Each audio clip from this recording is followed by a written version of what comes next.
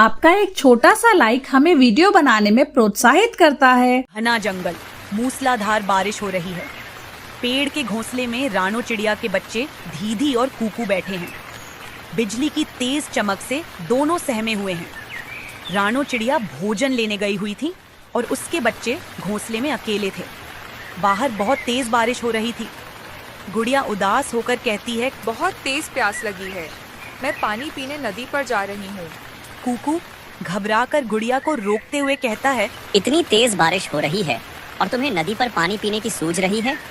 तो क्या करूँ, प्यास से जान निकल रही है। कूकू उसे डांटते हुए कहता है, मुझे सब पता है, पानी पीने का तो सिर्फ बहाना है। तुम्हें बारिश में खेलने जाना है। अगर सब पता है तो मुझे जाने क्यों नहीं देते हो? कूकू समझाते हुए कहता है, मम्मा ने कहा था कि बारिश में घर से बाहर नहीं जाना चाहिए। बाहर बहुत खतरा होता है। शिकारी पक्षी शिकार की तलाश में घूम रहे होते हैं। शिकारी पक्षी क्या मुझसे भी डरेंगे? ये मजाक नहीं है दीदी। मम्मा जब गई थी तब बारिश नहीं हो रही थी और वो कहीं छिपकर बारिश रुकने का इंतजार कर रही होगी। रानो चिड़िया बारिश से बचने के लिए एक पेड़ की डाल पर बैठी है। उसके पंख भीग चुके हैं और वह ठंडी हवा से कांप रही है। रानो चिड़िया बारिश से बचने की कोशिश कर रही थी, लेकिन वह पूरी तरह भीग चुकी थी। रानो खुद से कहती है, हे ऊपर वाले, जल्दी से बारिश रुक जाए। मुझे इंसानों की बस्ती से डर लगता है। यहाँ के शरारती बच्चे गुलेल से मासूम पक्षियों को मार देते हैं। किसान की गाय पास के तबेले में खड़ी है और दूर से रानो को देख रही है। गाय उसे पुकारते हुए कहती है, चिड़िया, बारिश बहुत तेज है, यहाँ आजा मेरे तबेले में, वरना बीमार पड़ जाओगी। रानो इधर उधर देखकर कहती है, ये कौन मुझे बुला रहा है? रानो इधर उधर देखने लगी। तभी उसकी नजर किसान की गाय पर पड़ी। गाय मुस्कुराते हुए कहती है, मैं बुला रही हूँ, यहाँ छत है, बारिश से बच जाओगी। रानो तबेले में पहुँचती है और गाय के पास बैठ जाती है। गाय उसे देखकर मुस्कुराती है। गाय रानो से पूछती है, तुम्हारा नाम क्या है और ऐसी बारिश में बाहर क्यों घूम रही हो? मेरा नाम रानो है। मैं भोजन लेने निकली थी, तभी बारिश शुरू हो गई। मुझे इंसानों से बहुत डर लगता है। तुम्हें डरने की जरूरत नहीं। मेरा मालिक सुबह और शाम आता है, लेकिन आज शायद बारिश की वजह से नहीं आएगा। तो आप भूखी रह जाएंगी। क्या करें, हम खूंटे से बंधे हैं। मालिक चारा देगा तभी खाएंगे। आपकी हालत देखकर मुझे बहुत दुख होता है। काश आप भी हमारी तरह आजाद होती। गाय उदासी से कहती है, मन तो मेरा भी करता है, लेकिन मेरी किस्मत में खुली हवा नहीं। गाय की बातें सुनकर रानो चिड़िया के मन में उसकी मदद करने का ख्याल आता है। बारिश रुक चुकी है। रानो घोंसले की ओर लौटती है। बच्चे उसे देखकर खुश हो जाते हैं। गुड़िया और कूकू खुशी से कहते हैं, मम्मा आप आ गईं। मम्मा आप आ गईं। रात हो जाती है। बच्चे सो चुके थे, लेकिन रानो चिड़िया गाय के बारे में सोच रही थी। रानो खुद से कहती है, अगली सुबह मैं गाय माँ को इस तरह उदास नहीं देख सकती। उन्हें आजाद कर दूंगी। इंसान हमारे दुख को नहीं समझते गाय माँ। रानो चिड़िया इंसानों की बस्ती में जाती है। गाय खूंटे से बंधी है। रानो मुस्कुराते हुए कहती है, मैं तुम्हें आजाद करने आई हूँ। गाय खुशी से कहती है, तुम्हारा बहुत बहुत धन्यवाद। अब मैं खुली हवा में सांस ले सकूंगी। गाय रानो के साथ उसके घोंसले तक आ जाती है। बच्चे गाय को देखकर बहुत खुश हो जाते हैं। कुछ दिनों बाद सभी खुशी से साथ रह रहे हैं, लेकिन दूर एक बिल्ली रानो और उसके बच्चों पर नजर रख रही है। बिल्ली खुद से कहती है, मियाओ मियाओ, मैं इन चिड़िया के बच्चों को खा जाऊंगी। आज बारिश भी बंद हो गई है। रात को बिल्ली मौका देखकर रानो के घोंसले की तरफ बढ़ती है। गाय की नींद खुल जाती है। यह बिल्ली रानो के घोंसले की तरफ जा रही है। गाय तेजी से दौड़ती है और पेड़ से टकरा जाती है। बिल्ली नीचे गिर जाती है। आवाज सुनकर रानो और उसके बच्चे जाग जाते हैं। गाय माँ, आप ठीक तो हैं? मैं ठीक हूँ, लेकिन ये बिल्ली तुम्हारे बच्चों को नुकसान पहुँचाने आई थी। रानो आभार व्यक्त करते हुए कहती है, गाय माँ, आपने हमारी जान बचाई। आपका धन्यवाद। इस घटना के बाद रानो का परिवार और गाय खुशी खुशी साथ रहने लगे। यह कहानी हमें सिखाती है कि दोस्ती और मदद का रिश्ता केवल इंसानों तक सीमित नहीं है। पशु पक्षियों की दुनिया भी स्नेह और सहयोग से भरी होती है। कबूतर अपनी बेटी लूसी से बिल्कुल भी प्यार नहीं करता था। वो हमेशा उससे छुटकारा पाने का रास्ता ढूंढता रहता और हमेशा दूसरी शादी के सपने देखता रहता। लूसी कबूतरी अपाहिज थी। उसका एक पंख छोटा था, वो उड़ नहीं पाती थी और लूसी की माँ की मौत हो चुकी थी। पापा पापा, मुझे बहुत भूख लगी है, आप मेरे लिए दाना लाए। पर कबूतर कभी भी लूसी पर ध्यान नहीं देता और ना ही भोजन लाता। वो तो रानो चिड़िया थी, उसकी पड़ोसी, जो हर रोज लूसी को भोजन लाकर देती थी। माँ, आप मुझे छोड़कर क्यों चली गई? मुझे भी अपने साथ ले जाती।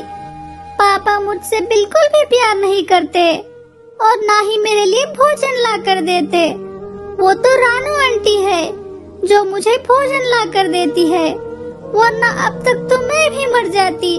तभी वहाँ पड़ोस में रहने वाली रानो चिड़िया आ जाती है।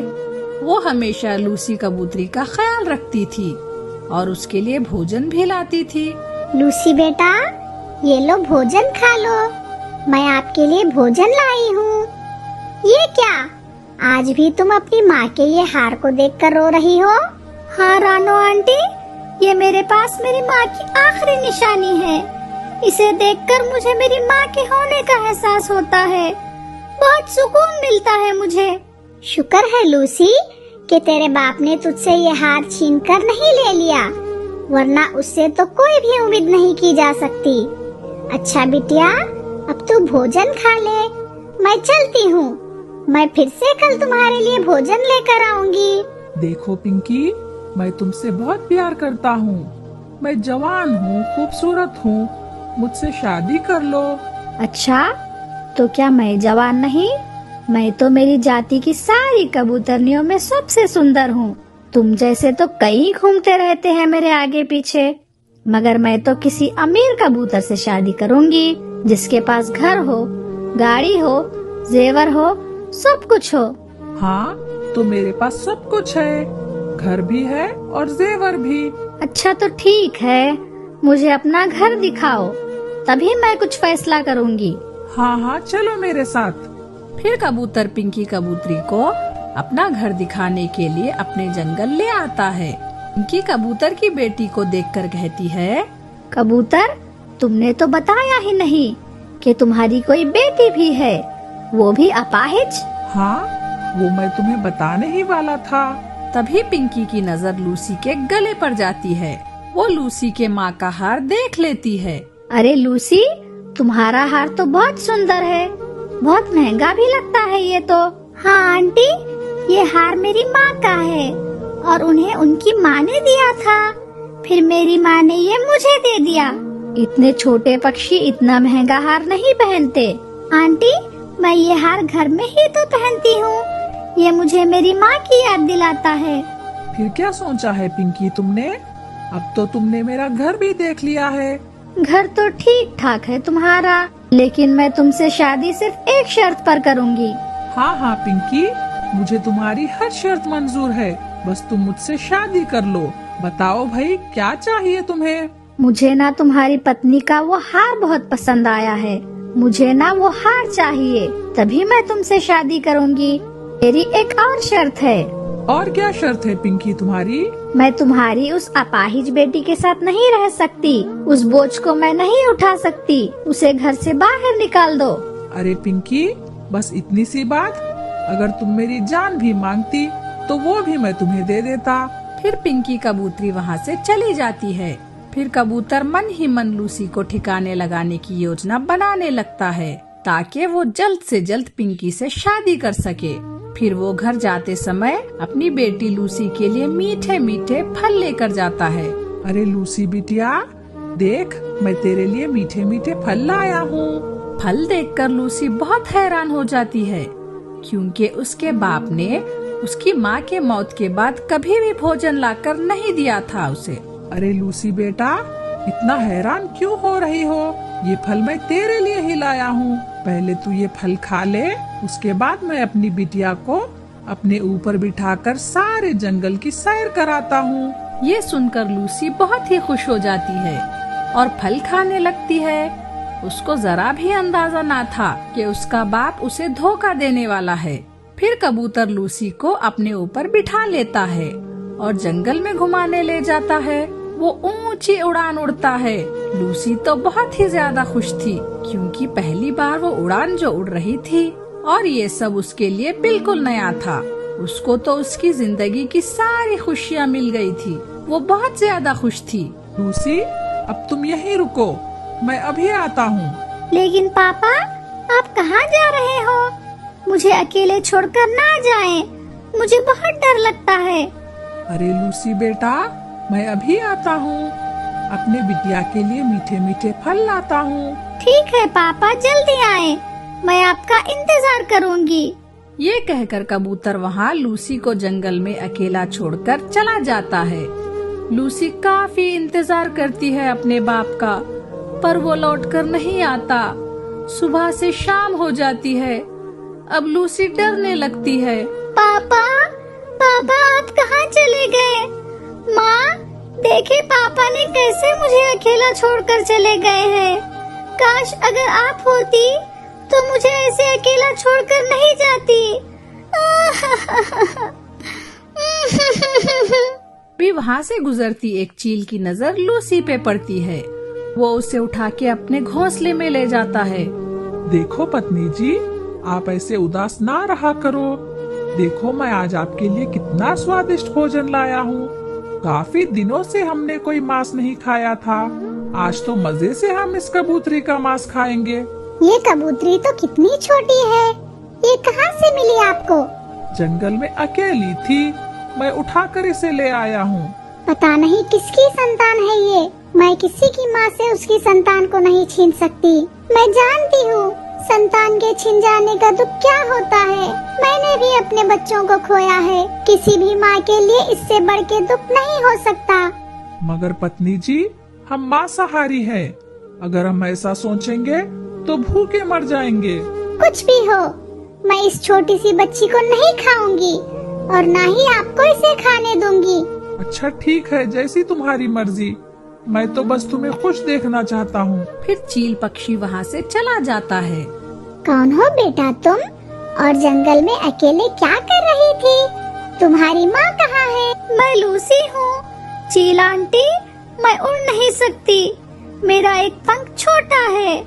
मेरे अपने ही पिता ने मुझे वहाँ मरने के लिए छोड़ दिया, क्योंकि उनको लगता है मैं एक बोझ हूँ, क्योंकि मैं अपाहिज जो हूँ। चील आंटी, आप मुझे खा ले। मैं जीना नहीं चाहती। मेरा इस जंगल में कोई नहीं है। मैं जीकर क्या करूँगी? मत रो मेरी बच्ची, चुप हो जाओ। मैं हूँ ना, आज से मैं हूँ तुम्हारी माँ। आज से तुम मेरे साथ मेरे घोंसले में ही रहोगी। मैं तुम्हारे लिए भोजन लाऊंगी। तुम मेरी बेटी बनकर मेरे साथ रहोगी। चील लूसी को अपने गले से लगा लेती है। चील अपने मरे हुए बच्चों की कमी लूसी से पूरा करना चाहती थी, जिनकी याद में वो दिन रात रोती रहती थी। कबूतर भैया, लूसी आखिर कहाँ जा सकती है? वो तो उड़ भी नहीं सकती। कबूतर रानो चिड़िया के सामने रोने का नाटक करता है। रानो बहन, पता नहीं मेरी बच्ची कहाँ चली गई। मैंने तो उसे सारे जंगल में ढूंढ लिया। हो ना हो उसे जरूर किसी चील ने खा लिया है। कबूतर के झूठे आंसू को देखकर रानो को उस पर यकीन हो जाता है, क्योंकि उसको ये नहीं पता था कि कबूतर अपनी ही बच्ची को जंगल में अकेला मरने के लिए छोड़कर आ सकता है।